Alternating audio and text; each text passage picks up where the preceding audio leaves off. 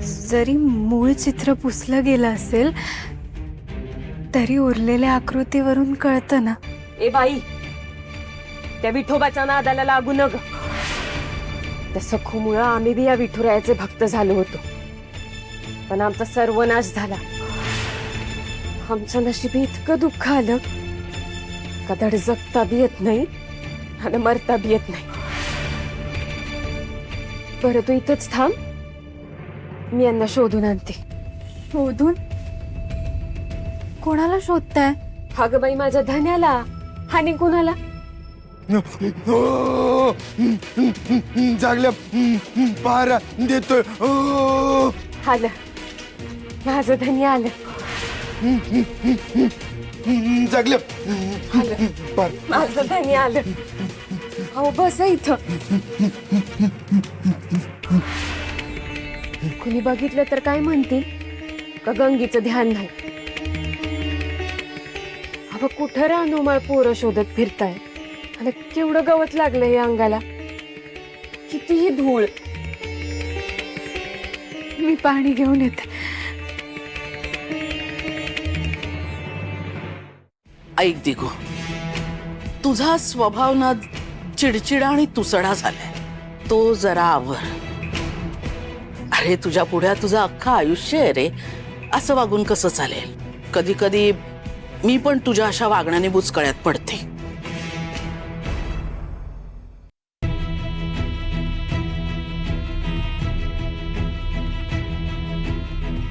रमाई, असं का म्हणती?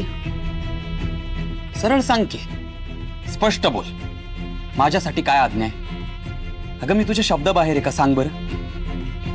अनावधानाने माझ्या वागण्याने तू दुखावली गेली असशील तर मी मलाच शिक्षा करून घेईन। तू फक्त सांग, तुला माझी कोणती गोष्ट आवडली नाही, सांग। आता बघ ना, रिकाम्या कपाळानं कधी कोणी वावरतं का?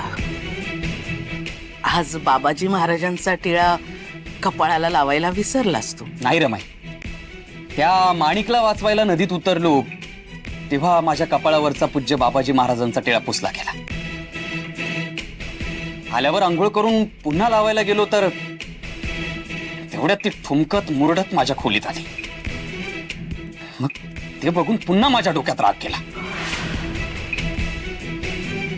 आता अशा अवस्थेत बाबाजी महाराजांचा टिळा लावायचा म्हणजे त्यांचा अपमान होईल म्हणून नाही लावला। पण तू काळजी करू नकोस, उद्या आंघोळ करून आधी त्यांची क्षमा मागेन आणि मग लावेन। डोक्यात राग कुणामुळे गेला? माणिकमुळे?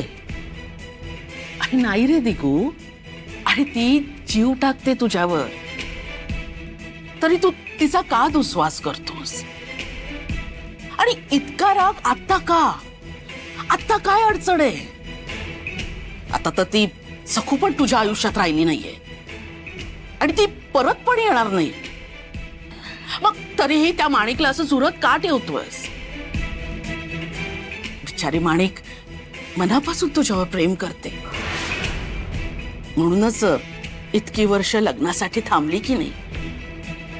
आणि तिच्यात काय होणं आहे मला सांग? माणिक सारख्या देखण्या घरंदाज मोहक मुलीसाठी काही कमी मागण्या येत असतील का?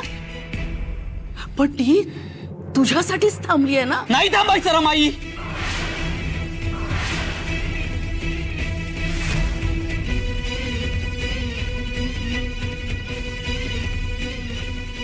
तिने दुसऱ्या चांगल्या मुलाशी लग्न करायचं ना, कारण माझं म्हणशील रमाई तर मी माझ्या आयुष्यातून लग्न हा विषयच वर्ज्य केला। माणिक काय, मला कुणाशीही लग्न करायचं नाही। बायको नको,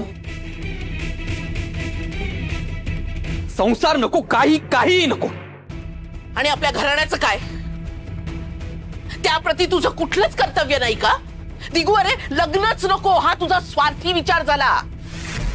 तू फक्त स्वतःच सुख बघतोयस। अरे पण घर घराणं याचा विचार कोण करेल? आपला वंश पुढे कसा चालेल? रमाई, मला लग्नच करायचं नाहीये हे निश्चित। आता त्यावर आणखी चर्चा नकोय।